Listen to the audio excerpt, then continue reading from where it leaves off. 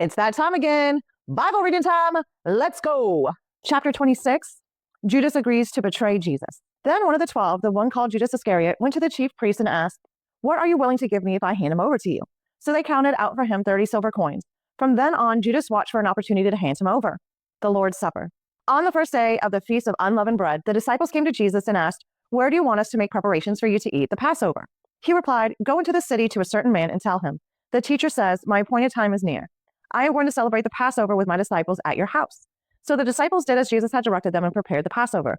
When evening came, Jesus was reclining at the table with the 12. And while they were eating, he said, "I tell you the truth, one of you will betray me."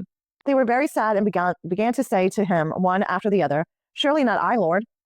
Jesus replied, "The one who has dipped his hand into the bowl with me will betray me. The Son of Man will go just as it is written about him. But woe to that man who betrays the Son of Man. It would be better for him had he not been born." Then Judas, the one who would betray him, said, "Surely not I, Rabbi." Jesus answered, "Yes, it is you." While they were eating, Jesus took bread, gave thanks, and broke it, and gave it to his disciples, saying, "Take and eat, this is my body." Then he took the cup, gave thanks, and offered it to them, saying, "Drink from it, all of you. This is my blood of the covenant, which is poured out for many for the forgiveness of sins. I tell you, I will not drink of this fruit of the vine from now on until the day when I drink it anew with you in my Father's kingdom." When they had sung a hymn, they went out to the Mount of Olives. Chapter 26, Jesus predicts Peter's denial. Then Jesus told them, "This very night you will all fall away on account of me, for it is written, 'I will strike the shepherd, and the sheep of the flock will be scattered.'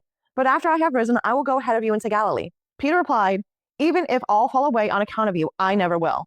"I tell you the truth," Jesus answered, "this very night, before the rooster crows, you will disown me 3 times." But Peter declared, "Even if I have to die with you, I will never disown you." And all the other disciples said the same. Chapter 26, Gethsemane. Then Jesus went with his disciples to a place called Gethsemane, and he said to them, "Sit here while I go over there and pray." He took Peter and the 2 sons of Zebedee along with him, and he began to be sorrowful and troubled. Then he said to them, "My soul is overwhelmed with sorrow to the point of death. Stay here and keep watch with me." Going a little further, he fell with his face to the ground and prayed, "My Father, if it is possible, may this cup be taken from me. Yet not as I will, but as you will." Then he returned to his disciples and found them sleeping. "Could you men not keep watch with me for 1 hour?" He asked Peter. "Watch and pray so that you will not fall into temptation. The spirit is willing, but the body is weak." He went away a second time and prayed, "My Father, if it is not possible for this cup to be taken away unless I drink it, may your will be done." When he came back, he again found them sleeping because their eyes were heavy. So he left them and went away once more and prayed the 3rd time, saying the same thing. Then he returned to the disciples and said to them, "Are you still sleeping and resting? Look, the hour is near, and the Son of Man is betrayed into the hands of sinners. Rise, let us go. Here comes my betrayer."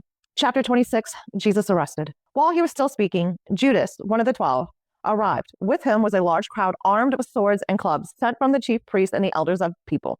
Now the betrayer had arranged to signal with them, "The one I kiss is the man. Arrest him." Going at once to Jesus, Judas said, "Greetings, Rabbi," and kissed him. Jesus replied, "Friend, do what you came for." When the men stepped forward, seized Jesus, and arrested him.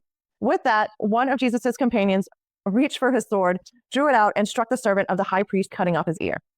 "Put your sword back in its place," Jesus said to him, "for all who draw the sword will die by the sword. Do you think I cannot call on my Father, and he will at once put at my disposal more than 12 legions of angels? But how then would the scriptures be fulfilled that say it must happen in this way?" At that time, Jesus said to the crowd, "Am I leading a rebellion that you have come out with swords and clubs to capture me? Every day I sat in the temple courts teaching, and you did not arrest me. But this has all taken place that the writings of the prophets might be fulfilled." Then all the disciples deserted him and fled. Chapter 26, before the Sanhedrin. Those who had arrested Jesus took him to Caiaphas, the high priest, where the teachers of the law and the elders had assembled. But Peter followed him at a distance, right up to the courtyard of the high priest.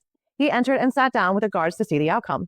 The chief priests and the whole Sanhedrin were looking for false evidence against Jesus so that they could put him to death. But they did not find any, though many false witnesses came forward. Finally, 2 came forward and declared, "This fellow said, 'I am able to destroy the temple of God and rebuild it in 3 days.'" Then the high priest stood and said to Jesus, "Are you not going to answer? What is this testimony that these men are bringing against you?" But Jesus remained silent.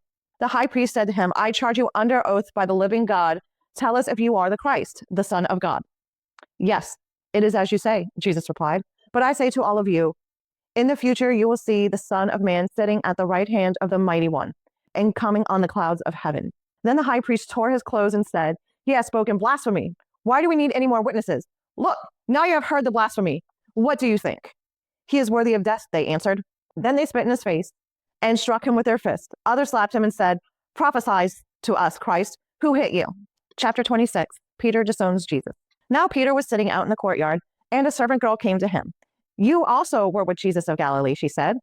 But he denied it before them all. I don't know what you're talking about, he said. Then he went out to the gateway, where another girl saw him and said to the people there, this fellow was with Jesus of Nazareth. He denied it again with an oath. I do not know that man.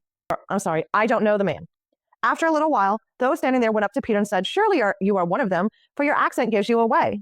Then he began to call down curses on himself, and he swore to them, I don't know the man. Immediately a rooster crowed. Then Peter remembered the word Jesus had spoken. Before the rooster crows, you will disown me 3 times. And he went outside and wept bitterly. Chapter 27, Judas hangs himself. Early in the morning, all the chief priests and the elders of the people came to the decision to put Jesus to death. They bound him, led him away, and handed him over to Pilate, the governor. When Judas, who had betrayed him, saw that Jesus was condemned, he was seized with remorse and returned the 30 silver coins to the chief priests and the elders. I have sinned, he said, for I have betrayed innocent blood. What is that to us? They replied. That's your responsibility. So Judas threw the money into the temple and left. Then he went away and hanged himself. The chief priests picked up the coins and said, it is against the law to put this into the treasury, since it is blood money. So they decided to use the money to buy the potter's field as a burial place for foreigners. That is why it has been called the field of blood to this day. Then what was spoken by Jeremiah the prophet was fulfilled. They took the 30 silver coins, the price set on him by the people of Israel, and they used them to buy the potter's field, as the Lord commanded me. This week's episode has been brought to you by Bummer Lamb. Check it out. It'll be linked below. This is a 100% soft cotton with our Bummer Lamb design. It'll be linked below. Check it out. For other faith-based apparel, go ahead and follow that link and you'll see what other options we have. And thank you for joining us again for another day of walking through the Bible. Till next time, be blessed and have a great day, and we appreciate your support.